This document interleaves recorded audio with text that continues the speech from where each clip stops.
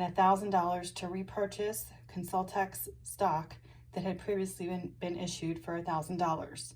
To improve its cash position, Consultex borrowed $5,000 by signing a new promissory note in May, and also issued stock to a new private investor for $12,000 cash. So we have the year-end comparative balance sheets and the income statements, which we will need those in order to prepare the statement of cash flows.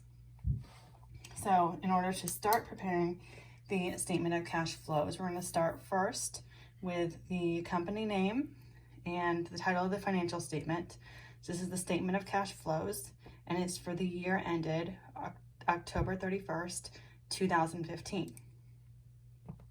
So there are three sections of your statement of cash flows, and we're going to start first with the operating activities. So your statement of cash flows, when you're calculating the cash flows from operating activities, is always going to start with your net income. So you would find your net income from your income statement, and it'll be for the 2015 year. So $3,000 of net income. And if there was depreciation expense on our income statement listed in the expense section, if we had depreciation expense listed here, we would include that as an addition to net income after net income is listed. And that's because your depreciation expense is an expense on your income statement, but it's not a cash expense. It's just related to the use of your fixed assets. So next, after we've included our net income and depreciation expense, if we have that, we're going to look at the changes in our current assets and our current liability accounts. So first of all, we're going to look at accounts receivable. So that's on our balance sheet right below our cash account. You'll see that the accounts receivable balance for 2014 was $12,000, and for 2015 it was $14,000. So that means the balance of the account increased $2,000. However, that increase in AR implies that the cash collections for the company were less than the sales on account. So we would actually need to decrease $2,000 on our statement of cash flows. So this is the effect that it had on cash. So next, we're going to take a look at our prepaid rent account. So that's a current asset. So in 2014, the prepaid rent account balance was $3,000, and in 2015 it was $2,000. So we have a decrease of $1,000.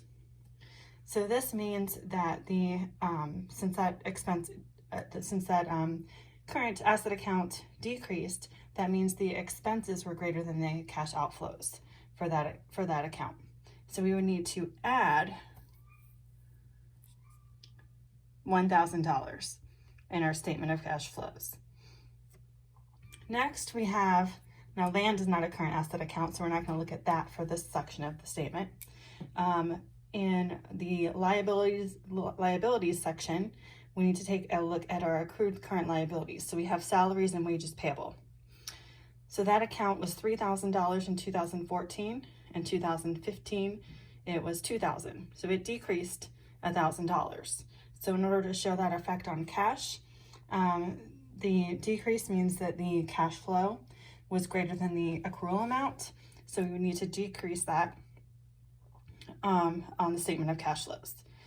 So when we add our negative $2,000, our $1,000, and our negative $1,000, when we total that, the total cash that's provided by operating activities is $1,000. And we would subtract that $2,000 there from our net income to get $1,000. So we have $1,000 of cash that was provided by our operating activities. So the next section is going to be the cash flows from investing activities. So for that, we're going to be looking at purchases of land or other investments that are made by the company, or sales of land or investments. So in this one, in the top details, we are given that the company paid $16,000 to purchase land. And we can see that reflected on the balance sheet, that the land account balance also increased.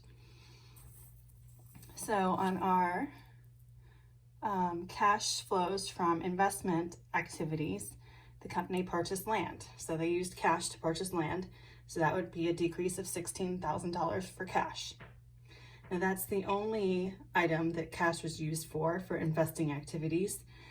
So the total cash used in investing activities is negative $16,000. The last section for the statement of cash flows is the cash flows from financing activities. So for that, we are going to be looking at the long-term liabilities and stockholders' equity section. So for this, the cash flows from investing activities, we are also given details in the top of the problem. So our first thing is they repaid $2,000 principal on an existing promissory note. So if they repaid a promissory note, they would use cash to do that. So that would mean that it would decrease cash. So under the cash flows from investing activities, we would include repaid promissory note principal, negative $2,000. So the next detail that we're given is the company paid $2,000 cash for dividends and $1,000 to repurchase the stock that had previously been issued for $1,000. So if we go back to the investment section, they paid cash dividends of $2,000, so that would show as a negative $2,000. And they also repurchased company common stock for $1,000, that would show as a negative $1,000 cash going out. And if we go back to the details at the top, to improve the cash position, Consultex borrowed $5,000 by signing a new promissory note. So they received $5,000 by signing a new note. And they also issued stock to a new private investor for $12,000 cash. So in that case, they would also receive the $12,000 cash in exchange for the stock. So if we go back to our statement of cash flows, the issuance of the new promissory note would be included as a positive $5,000, and the issuance of the new company common stock would be included as a positive $12,000. So those are both cash inflows. So the total cash that's provided by financing activities, when we add all of these up, is $12,000.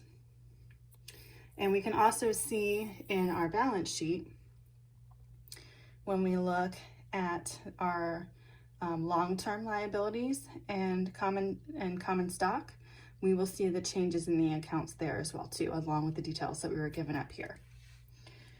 Okay, so we have net cash provided by financing activities of $12,000. So when we add our $12,000 and our positive $1,000 up here, we have $13,000 positive and a negative $16,000. So the overall net decrease in cash is $3,000. The beginning cash position for October 31st, 2014 was $14,000. And the ending cash position for October 31st, 2015 was $11,000. So you'll see that we do have a difference of that negative $3,000 there. So these beginning and ending cash account balances are going to come from your comparative balance sheet. So you'll see under cash, the $14,000 for 2015 and the $11,000 there for 2015. So if you have any questions on this, please send me a message.